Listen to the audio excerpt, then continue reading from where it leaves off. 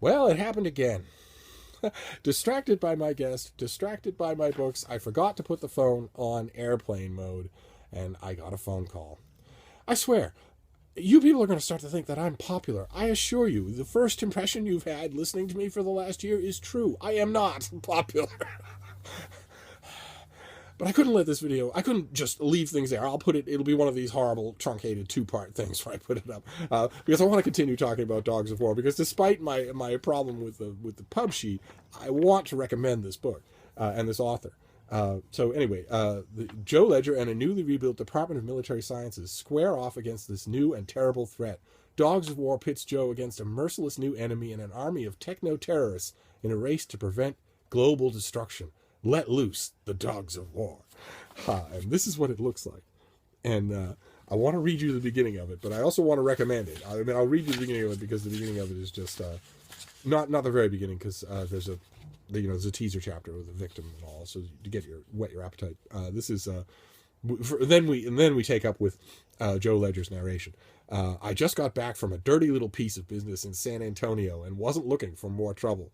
I'd gone down there as a gunslinger on loan from the DMS to intercept a bunch of cartel mules that were bringing in something nasty through a series of underground tunnels. No drugs this time. No, these cats had containers filled with live mosquitoes carrying a very nasty new strain of the Zika virus.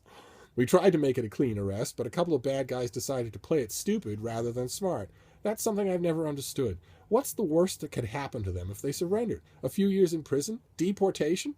Better than being dead, which hurts more and lasts a long time. We yelled at them, told them to drop their weapons, told them that they had no chance. They drew on us. We put them down. It was all very loud and nasty. And oh yeah, the transport containers? Not bulletproof. So we had to use flame units to incinerate everything in the tunnels, even the few bad guys who by then were trying to surrender. They all died. Some quickly, some very badly. That's the first two paragraphs of this book. The plot of people smuggling in a weaponized version of the Zika virus would be the whole book in the hands of a lesser artist at the techno thriller.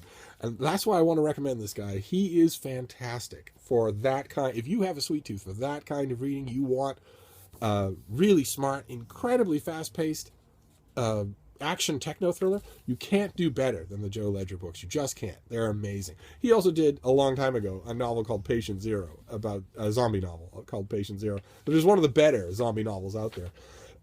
But I wanted to show you. I thought I kind of sort of knew this was coming when I was hoping I'd be able to show it to you. This is going to be a paperback. It's going to be a pretty St. Martin's paperback on your bookstore paperback new release table. And if you're in the mood for it, or you know somebody who is, get it, because it will not disappoint. This guy really knows what he's doing. So there you go. A little bit interrupted by my suddenly burgeoning social life. We have Dogs of War, a Joe Ledger novel. We have The Pattern Instinct, Mankind Seeking Patterns in Life. We have The Bird Watcher. And we have The Essentials of Christian Thought. Now, that's not many books, but it's a fairly good representation of the kind of weird variety you get on this channel. And it comes with a strong recommendation. So that's it for now. I'm going to go and entertain and be Emily Post and whatnot. But I'll be thinking of you the whole time. Because there's nobody for me but you, babe. and I know you hear that sort of stuff from Adam at Memento Mori all the time, and then you see him out on the town. But I mean it.